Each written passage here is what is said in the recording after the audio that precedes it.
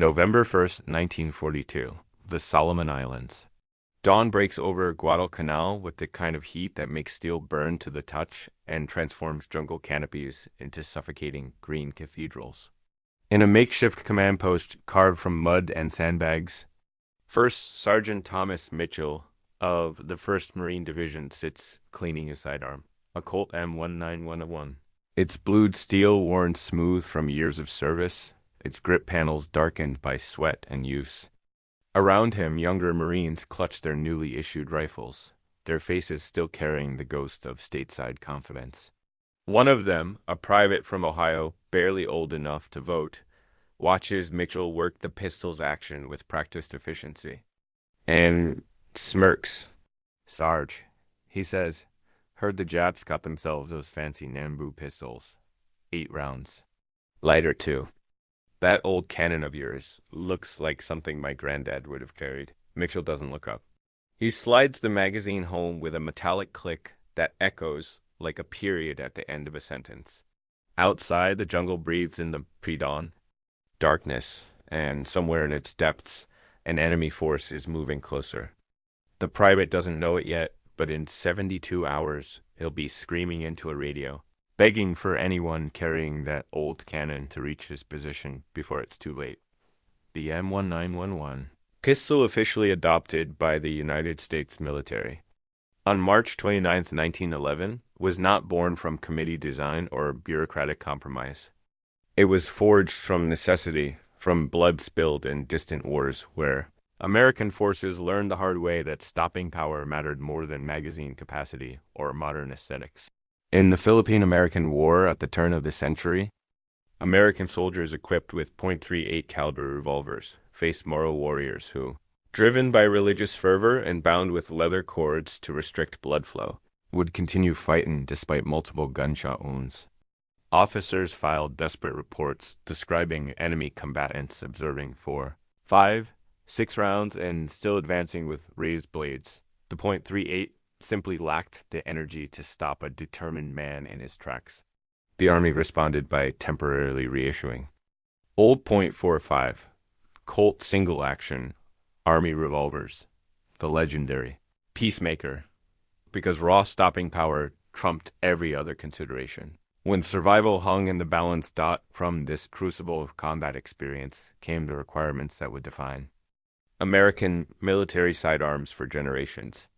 A .45 caliber cartridge, reliable semi-automatic operation, and robust construction that could withstand the abuse of jungle warfare, desert campaigns, and everything between. John Moses Browning, the engineering genius whose designs would define an entire century of firearms development, answered that call. His creation was elegant in its brutality, a short recoil operated, single-action pistol that fired a 230-grain bullet at 830 feet per second, delivering 369 foot-pounds of energy, where competing designs relied on complexity.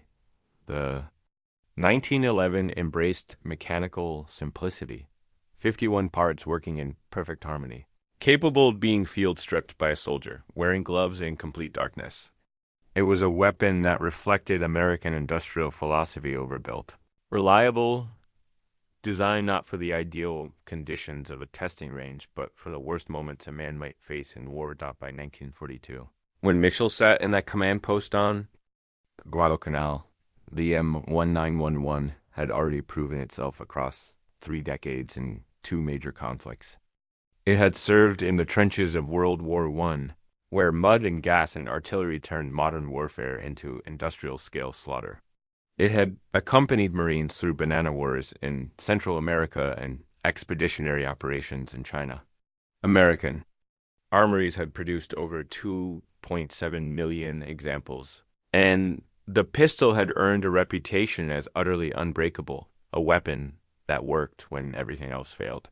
Yet to the younger generation of American servicemen arriving in the Pacific Theater in 1942, the M1911 looked like a relic. They'd grown up in an age of streamlined locomotives and Art Deco skyscrapers, where modernity meant sleek lines and efficient packaging. The M1911 with its steel construction weighing in at 39 ounces empty, and its chunky, angular profile, seemed to belong to their father's war, not their own. The Japanese Type 14 Nambu pistol, by contrast, represented everything that 1911 was not. Adopted in 1925 and updated in 1927, the Nambu was lighter at 30 ounces, held 8 rounds of 8mm ammunition in its magazine versus the 1911 7 rounds of .45 ACP, and featured graceful curves and a European-influenced design aesthetic.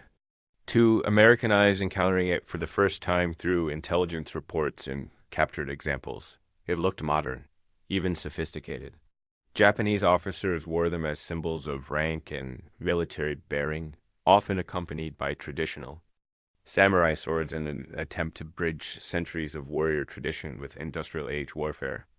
In training facilities from California to North Carolina, American intelligence officers presented the Nambu to troops shipping out to the Pacific, describing its features with the clinical detachment of men comparing competing automobile designs. What they couldn't adequately convey, what no amount of classroom instruction could prepare men for, was what these weapons would actually mean when the shooting started. The truth about the Nambu pistol was more complex and darker than its external appearance suggested.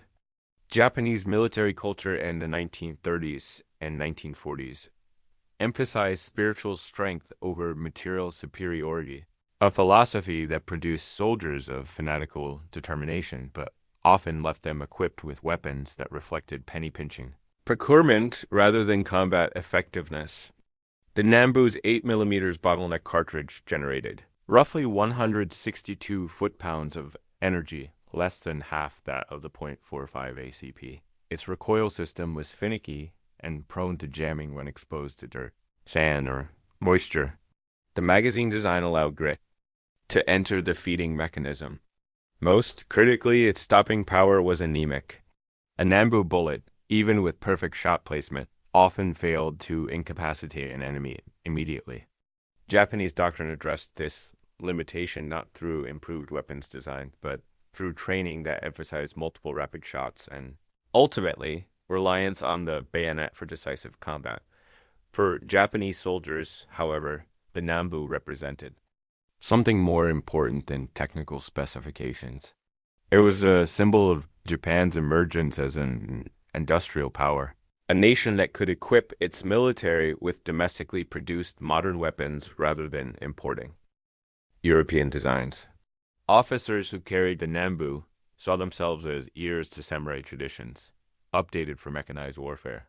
The pistol's very inadequacies were reframed through the lens of Japanese military philosophy. A warrior's spirit mattered more than the tool in his hand, and the willingness to close with the enemy and engage in brutal hand-to-hand combat was portrayed as a virtue rather than necessity born from inferior equipment. This ideological framework would collide catastrophically with American materialism in the jungles and islands of the Pacific, where the theoretical gave way to the brutally practical. Mitchell had carried his M1911 through the initial landings on Guadalcanal in August 1942. When the 1st Marine Division came, ashore expecting light resistance, and instead found themselves in a 6-month campaign that would cost nearly 7,000 American lives. He'd carried it through night attacks when Japanese soldiers, screaming, Banzai, and driven by orders to seek death rather than surrender, had emerged from the jungle darkness in waves designed to overwhelm defensive positions through sheer violence and disregard for casualties. He'd carried it through the desperate days on the islands. Henderson Field, the airstrip that made Guadalcanal, strategically vital, changed hands in fighting so intense that men measured survival in hours rather than days. And through all of it, the pistol had never failed him.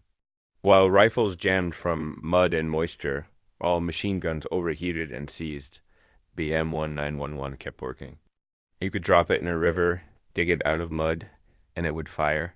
That reliability wasn't theoretical or anecdotal. It was documented in after-action reports, in maintenance logs that showed the 1911 requiring minimal armor attention even under the worst conditions the Pacific Theater could devise. The young private from Ohio, his name was Robert Caldwell, and he'd worked in his father's hardware store before the war represented a generational shift in American military culture.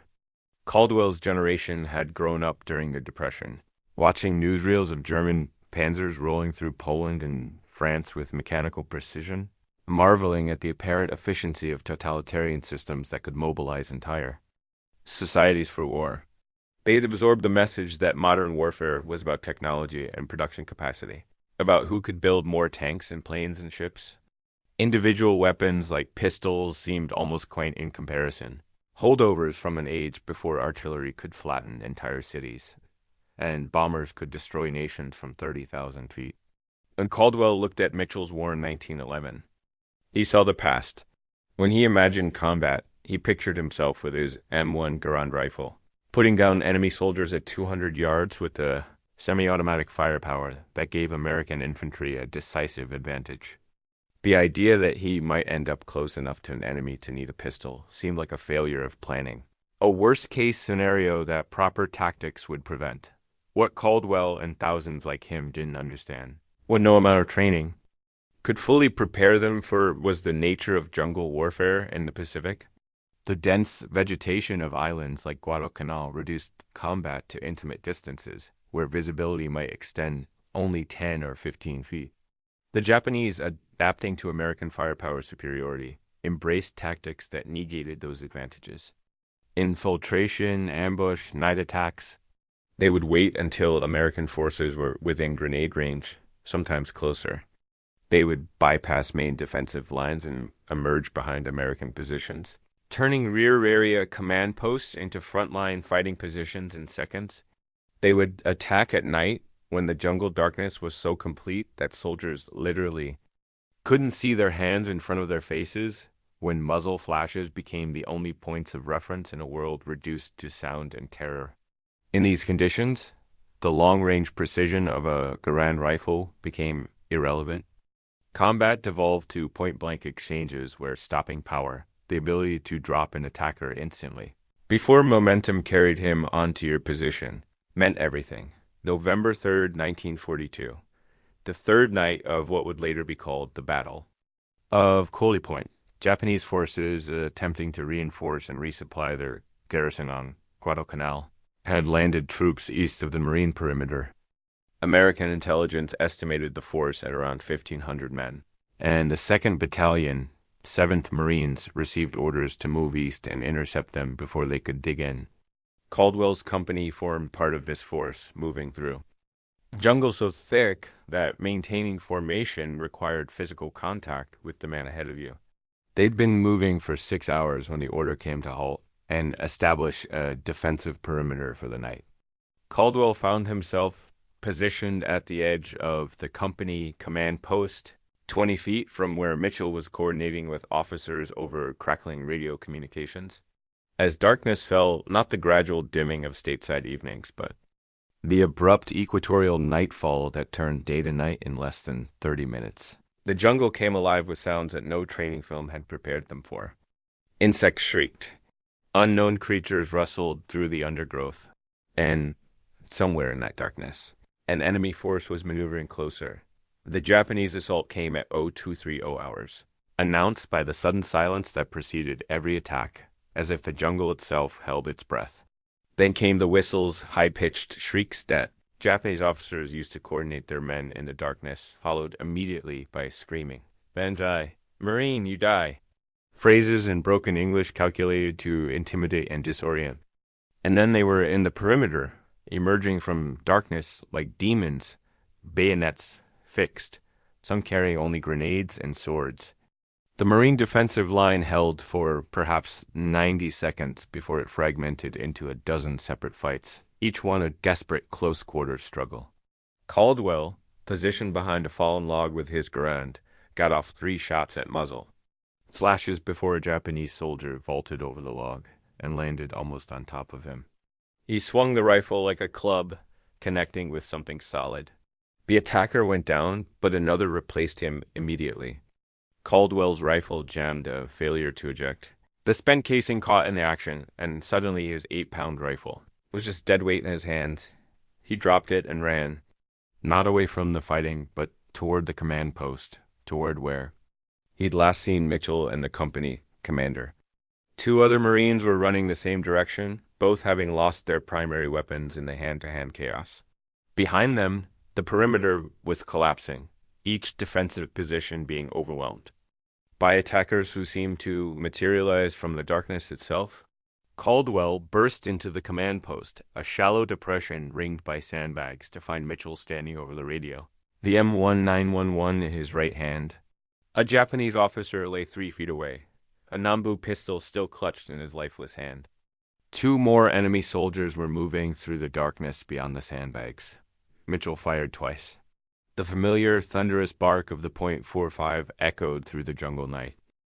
Both attackers dropped instantly, as if strings had been cut. No death throes, no continued advance, just immediate incapacitation. Mitchell's voice cut through the chaos, steady as a man ordering coffee. Grab weapons. Form a line. Make every shot count. What followed was later described in the 2nd Battalion's after-action report as a hasty defensive consolidation under enemy pressure, which was military bureaucracy's way of saying that a handful of Marines held off a numerically superior force. Through superior firepower and sheer determination, Mitchell anchored that defense with his M1911, dropping attackers who got through the rifle fire with a precision and effect that made the pistol seem less like a sidearm and more like a primary weapon. In 20 minutes of fighting, an eternity when measured in heartbeats and adrenaline, he fired 34 rounds, reloading the 7-round magazine 4 times in darkness while enemy soldiers closed to within touching distance. Every round he fired hit a target. Every target he hit went down immediately and stayed down. This wasn't marksmanship in the traditional sense, not the careful sight alignment and trigger squeeze taught on sunny ranges back home. This was point shooting, instinctive fire at flash glimpse targets, the kind of shooting where the pistol became an extension of the shooter's intention rather than a separate tool, requiring conscious manipulation. When dawn finally broke and the surviving Japanese forces withdrew, leaving their dead behind, the evidence of that night's fighting was stark. 17 enemy soldiers lay within 30 feet of the command post. 9 had been killed by .45 caliber pistol rounds. Medical corpsmen moving through the area to treat wounded Marines and verify enemy casualties noted the wound characteristics in their reports. Massive temporary cavities, catastrophic tissue damage, and most significantly, no wounded enemy soldiers in the immediate vicinity of the command post. The men Mitchell had shot hadn't crawled away or required follow-up shots. They dropped where they stood instantly, incapacitated by the 1911's devastating terminal ballistics. By contrast, in other sections of the perimeter where Japanese soldiers had been engaged with rifle fire, corpsmen found numerous blood trails leading back into the jungle, evidence of wounded enemy fighters who'd been able to disengage despite being hit. Caldwell, who'd grabbed a dead Marine's rifle and fought through the rest of that night, saw his own rifle recovered at dawn, still jammed with that spent casing wedged in the action. He also saw Mitchell's M1911 laid on a poncho for cleaning, its action open, revealing the elegant mechanical simplicity that had kept functioning when more complex weapons had failed. The pistol looked unchanged, the same worn blued finish, the same darkened grips, but Caldwell's perception of it had transformed completely. That outdated weapon had saved his life. The Nambu pistol carried by the Japanese officer who nearly reached the command post lay nearby, a curious souvenir now stripped of any mystique. Caldwell picked it up, felt its lighter weight, noted its more refined external finish. Then he looked at the officer's body, at the single .45 caliber entrance wound in the center of his chest, and the devastating exit wound that spoke to the catastrophic energy transfer of the 1911's bullet. The Nambu, for all its modern appearance and higher capacity, had proven irrelevant in the moment when it mattered most. The story of that night spread through the battalion with the speed that only combat stories achieve. amplified by radio operators who'd heard Caldwell's panicked calls for help, followed by the distinctive sound of the 1911 firing in the background. Within days, it had reached other units on Guadalcanal. Within weeks, it had made its way back to Pearl Harbor, and from there to training bases stateside, where instructors used it to hammer home lessons about stopping power and reliability. But the story's significance extended beyond tactics or weapon specifications. It represented the collision between American pragmatism and Japanese ideology, between a military culture that valued material effectiveness and one that elevated spiritual determination.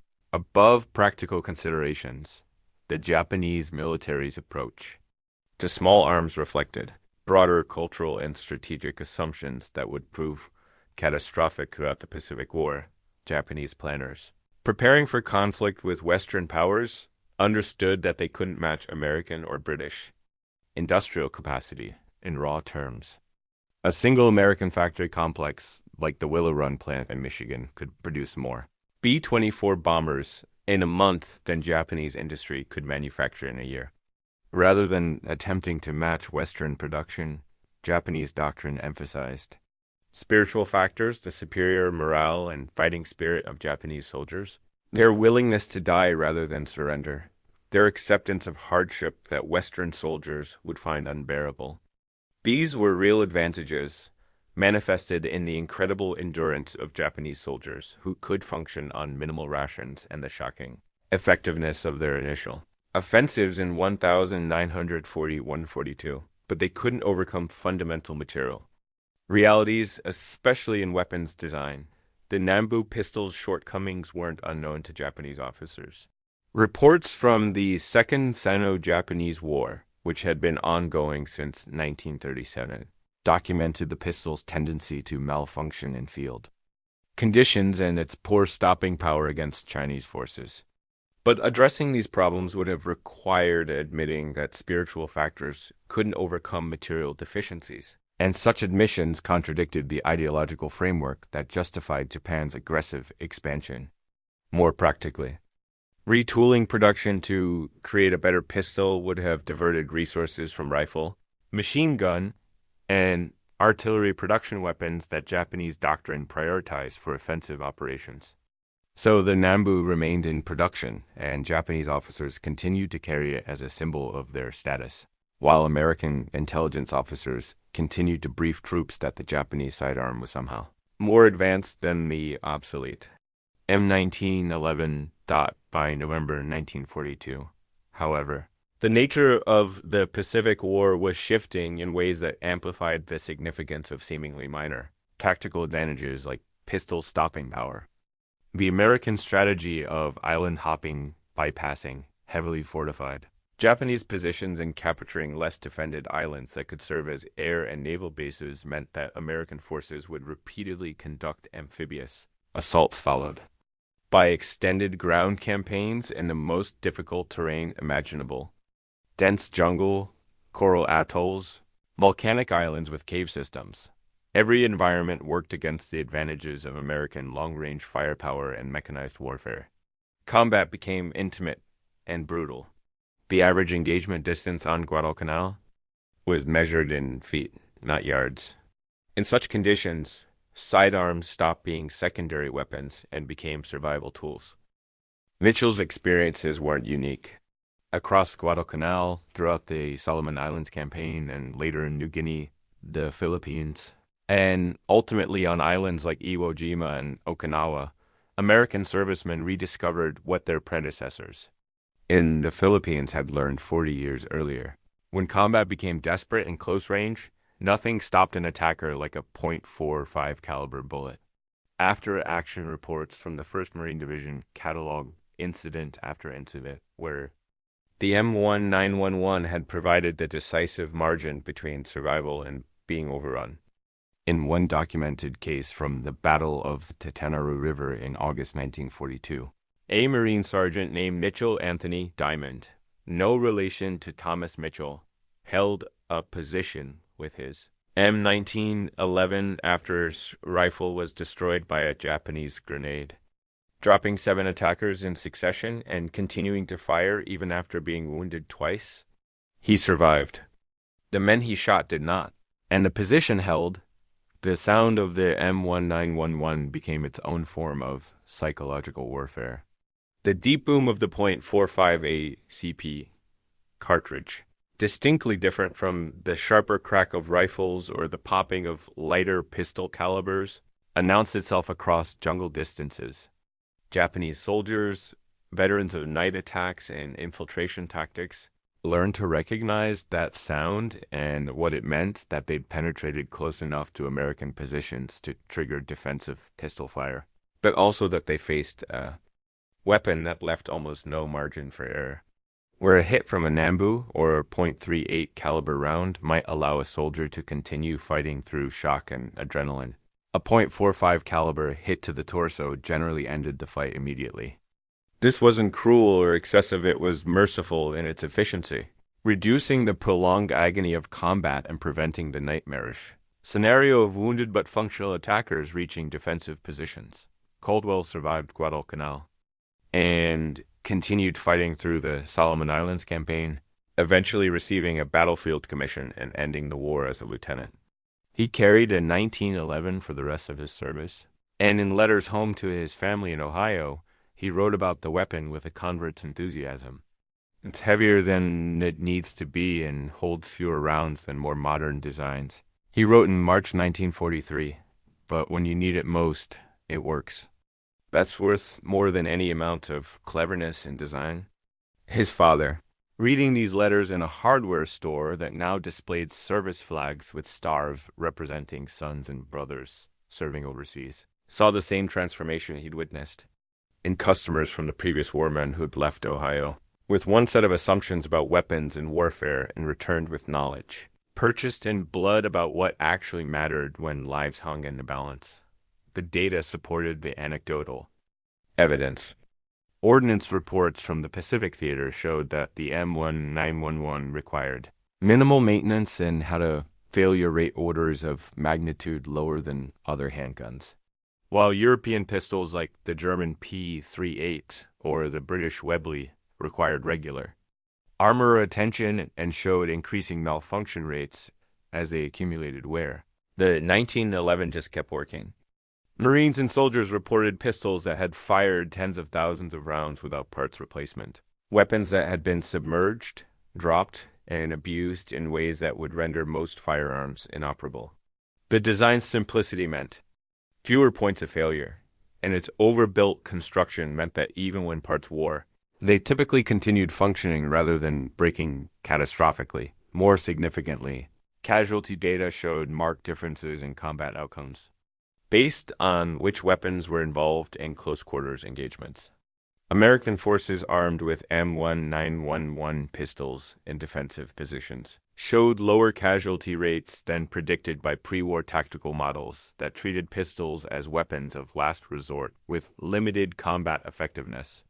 Japanese forces, despite their tactical doctrine emphasizing close combat where their Nambu pistols should have been advantageous, found themselves at a severe disadvantage when facing defenders armed with .45 caliber weapons. The psychological impact of watching multiple attackers drop instantly from pistol fire disrupted the momentum that Japanese night attacks relied upon, where doctrine called for continuous pressure and acceptance of casualties to achieve breakthrough. The immediate and visible lethality of the M1911 broke that pressure, creating hesitation and allowing American forces time to reorganize. The symbolic dimensions of these weapons extended beyond their immediate tactical effectiveness. The M1911 represented a distinctly American approach to problem solving. Identify what doesn't work, engineer a solution that works reliably, build it to last, and resist the temptation to abandon proven designs for novelty. This philosophy applied to everything from weapons to vehicles to industrial equipment. American tanks might have been less aesthetically refined than German designs, but they were more reliable and far easier to maintain in field conditions. American aircraft might have lacked some of the performance characteristics of Axis fighters, but they were produced in numbers that overwhelmed any qualitative disadvantages. The 1911 embodied this approach in miniature, a weapon that prioritized function over form, reliability over refinement, and devastating effectiveness over magazine capacity or weight savings. By contrast, the Nambu represented the contradictions in Japanese military modernization. Japan had industrialized rapidly in the late 19th and early 20th centuries, transforming from a feudal society to an industrial power in less than 50 years. But this modernization had occurred under pressure, driven by the need to avoid colonization by Western powers, and it carried forward cultural assumptions that sometimes conflicted with industrial logic. The Nambu attempted to bridge this gap, modern in appearance and incorporating contemporary design features, but hamstrung by procurement decisions that prioritized cost savings and by a military culture that treated weapons as less important than the warriors who wielded them. The result was a pistol that looked the part, but failed when it mattered most as the war progressed through. 1943 and 1944. The pattern repeated itself across the Pacific. At Tarawa, Marines stormed ashore into devastating fire and found themselves in close quarters combat within minutes of landing, often engaging Japanese defenders in bunkers at pistol range. At Saipan, American forces fought through 3 weeks of brutal combat that ended with a massive Japanese Banzai charge, 4,000 soldiers attacking in waves. Many armed only with bayonets or makeshift weapons, all willing to die rather than surrender. The Marines and Army troops who stopped that attack did so with every weapon available, and after-action reports specifically cited the effectiveness of M1911 in stopping attackers who'd broken through a defensive perimeter. At Peleliu, in fighting so intense that the 1st Marine Division had to be withdrawn and replaced due to casualties. The close-range nature of cave fighting made pistols and grenades more relevant than rifles. The Japanese never developed an answer to American material superiority, including at the level of individual weapons. Late-war Japanese pistol production included even more cost-reduced versions of the Nambu, with simplified construction and lower-quality materials reflecting the desperate resource situation facing Japanese industry by 1944. Some officers abandoned pistols entirely, carrying only swords, a choice that was both practical, given pistol ammunition shortages, and symbolic, representing a retreat from modernity back to samurai traditions. These swords, often family heirlooms centuries old, represented everything the Nambu had attempted to bridge, a warrior culture trying to find its place in industrial warfare. They were also almost completely ineffective against could shoot you before you got close enough to use a blade. The M1911, meanwhile, continued its service without significant modification. The one variant introduced minor improvements in 1926, a shorter trigger, improved grip safety, and better sights, but the fundamental design remained unchanged from 1911. Why modify what worked? American ordnance officials occasionally considered replacing the 1911 with more modern designs, particularly double-action pistols with higher magazine capacities. But each evaluation reached the same conclusion. The 1911 remained superior in the characteristics that actually mattered in combat. Its single-action trigger allowed for greater accuracy under stress. Its .45 ACP cartridge provided unmatched stopping power. Its reliability exceeded anything else available. And perhaps most importantly, American servicemen trusted it completely. A confidence built on countless incidents like the one at Coley Point, where the pistol had proven itself. When everything else failed, Thomas Mitchell survived the war. He fought through the rest of the Guadalcanal campaign, participated in the New Georgia operation, and eventually rotated back to the States in early 1944. Having accumulated enough combat experience that the Corps considered him more valuable as an instructor than as a frontline sergeant. He trained new Marines at Camp Pendleton, and when he spoke about pistol shooting, he spoke from authority that no amount of range time could replicate. He told stories about that night at Coley Point, about the sound of Mitchell's 1911 firing in the darkness, about seeing the muzzle flash and knowing that each shot meant another attacker wasn't reaching friendly positions. He showed them his own pistol, the same weapon he'd carried through months of combat, now looking even more worn but still functioning perfectly. And he taught them the fundamental truth he'd learned, that in war, reliability and effectiveness mattered infinitely more than novelty or specification sheets. The young Marines he trained carried those lessons into battles at Iwo Jima and Okinawa, into combat even more brutal than what the Guadalcanal veterans had faced. They carried M1911 pistols, and when they needed them most in night attacks, in cave fighting, in the desperate close quarters combat that characterized the final year of the Pacific War, those pistols worked. Japanese forces now fighting on their home islands with the desperation of men protecting their homeland continued using Nambu pistols that continued to malfunction and underperform. The material contrast between American abundance and Japanese scarcity grew starker with each month. American forces landed with overwhelming firepower, backed by logistics chains that ensured constant resupply. Japanese defenders fought with dwindling ammunition and improvised weapons, their industrial base shattered by American bombing and their supply lines severed by American submarines.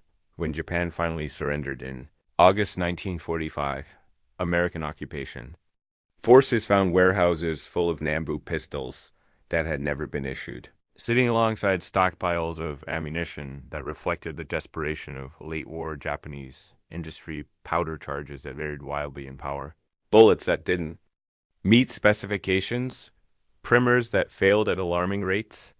These weapons and ammunition had been produced by a nation pushed beyond its industrial capacity, trying to arm millions of soldiers and civilians for a final defense that never came.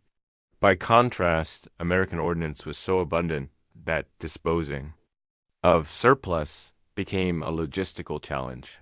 Millions of rounds of .45 ACP ammunition, all manufactured to exacting standards, all reliable, all lethal, the material expression of American industrial might, the M1911, remained in U.S. military service for another 4 decades after World War II ended, serving through Korea and Vietnam, finally being replaced as the standard sidearm. In 1985, 74 years after its adoption. Even then, many units refused to give them up, and special operations forces continued using customized versions well into the 21st century. The pistol had become more than just a weapon. It was a connection to every American serviceman who'd carried one in combat, a tangible link to battles fought and survived. Veterans organizations displayed them. Museums preserved them. Collectors treasured them. And any Marine or soldier who'd faced an enemy at pistol range and prevailed remembered them with a respect bordering on reverence. Robert Caldwell returned to Ohio after the war and reopened his father's hardware store. He hung his M1911 on the wall behind the counter, along with photographs from the Solomon Islands and the Bronze Star he'd earned during the Bougainville campaign. Customers who'd served often remarked on the pistol, sharing their own stories about the weapon that had saved their lives or kept them fighting when everything else had gone wrong. Caldwell never returned the pistol to military storage as regulations technically required. It was his purchase through experience in ways that transcended legal ownership. When he died in 1987, his son inherited it, along with letters and journals describing that night in November 1942, when his father had run through the darkness toward Mitchell's position and heard the sound of the .45 barking defiance at enemies. Emerging from the jungle night, the Nambu pistols became curiosities, collector's items valued for their historical significance rather than any practical utility. Some American veterans brought them home as souvenirs, reminders of an enemy they'd defeated and a war they'd won. But nobody who'd faced Japanese forces in combat ever claimed the Nambu was superior to the M1911. Nobody who'd seen both pistols, used in desperate circumstances, ever argued that magazine capacity or weight mattered more than stopping power. The Nambu's failure wasn't just mechanical, it was philosophical. It represented the flawed assumptions of a military culture that prioritized spirit over material reality, that believed determination could overcome industrial inferiority, that mistook tradition for effectiveness. There's a photograph from Guadalcanal taken in early 1943, after the island was fully secured. It shows a group of Marines from the 1st Division posed informally around a Japanese bunker they captured. In the foreground, clearly visible, Mitchell stands holding his M1911 pointed safely at the ground, his finger off the trigger in the combat discipline that had become second nature. Behind him, scratched into the coral and wood of the bunker, someone had written, "They came with swords." And spirit. We came with steel and sense. It wasn't poetry, wasn't meant to be. It was the combat veteran's pragmatism. The hard-won knowledge that wars weren't won through faith in superior morale or ancient traditions, but through better weapons, better logistics, better training, and the industrial capacity to sustain. All three over years of grinding warfare. The M1911 story is ultimately about the nature of effectiveness, measured not in specifications or theoretical performance, but in the moment when theory collides with reality, and only results matter.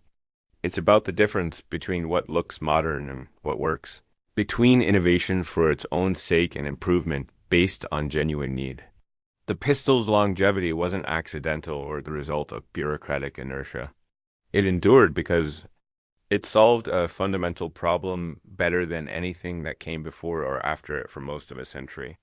When soldiers needed to stop an enemy immediately, at close range, under the worst possible conditions, they needed the M1911, and it never failed them in the jungles of the Pacific, in the frozen mountains of Korea, in the rice paddies of Vietnam. That lesson was relearned by each generation of American servicemen. The veteran with the worn pistol knew something the recruit with the shiny new weapon didn't, that reliability and stopping power trumped every other consideration when your life depended on a mechanical device working perfectly at the worst possible moment. This wasn't nostalgia or superstition.